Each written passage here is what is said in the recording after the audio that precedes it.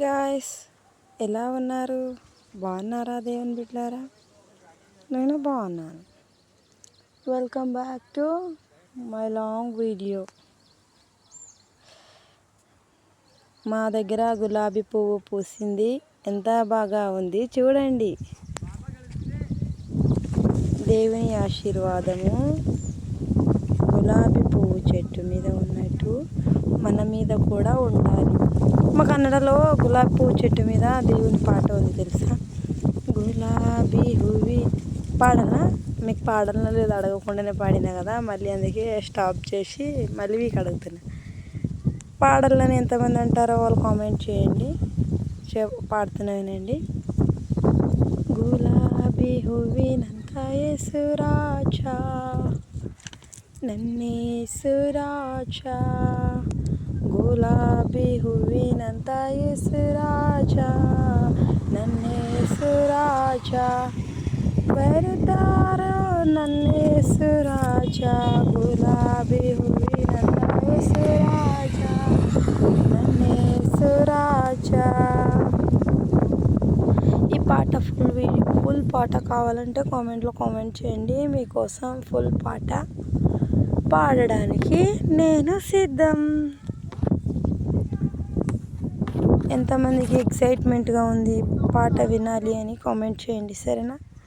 ఖచ్చితంగా మీకోసం మీ ముందుకి పాట తీసుకొని వస్తాను. ఇంకా ఏం చెప్పాలి కొత్తగా అనుకుంటున్నాను. మీ అందరి మీద దేవుని ఆశీర్వాదం ఉండాలి. అందరూ ప్రతిరోజు ప్రార్థన చేసుకోండి. భార్యాభర్తలు సంతోషంగా ఉన్నప్పుడే దేవుడు మన మధ్యలో ఉంటాడు తెలుసా? మనం కసిరించుకుంటూ విసిరించుకుంటూ ఉండకూడదు. మనం కాకపోతే ఇంకెవరైతే ఎవరిని చూసినా మన భర్తలని మన దగ్గరికి రాకుండా మనం అలా ప్రేమ చూపించాలి.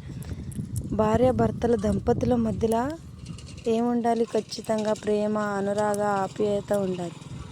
అనురాగం అంటే సంతోషాన్ని, కష్టాన్ని మన భర్తతో మనం పంచుకోవడం.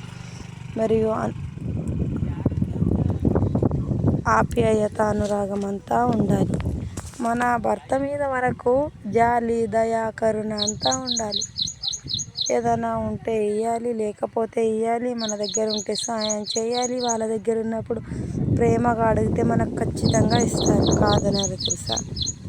అదే కోపంగా ఇస్తావా అని గొడవ పడతాం చూడండి, అప్పుడు అస్సలు ఇవ్వరు. అదే మనం ప్రేమగా అడిగితే మనకు కావాల్సింది మనకి ఇచ్చేస్తారు. అదే డబ్బులు కావాలన్నా ఏం కావాలన్నా మనం అడిగితే ఖచ్చితంగా వాళ్ళు ఇస్తారు. కాబట్టి మనము ఏదైనా సరే ప్రేమగానే అడగాలి. ప్రేమగా అడిగితే ఖచ్చితంగా ఇస్తారు. ఖచ్చితంగా మనము వాళ్ళ దగ్గర నుంచి తీసుకోగలుగుతాం. ఏది కావాలన్నా ప్రేమగా బుజ్జగించి అడగాలి, సరేనా? రేపు బాయ్ బాయ్, టేక్ కేర్. రేపు ఇంకొక లాంగ్ వీడియోతో కలుసుకుందాం. దేవుని చిత్తం ఉంటే మరి ఇంకొక లాంగ్ వీడియోతో మీ ముందుకి నేను వస్తాను. Bye, see you, take care, later.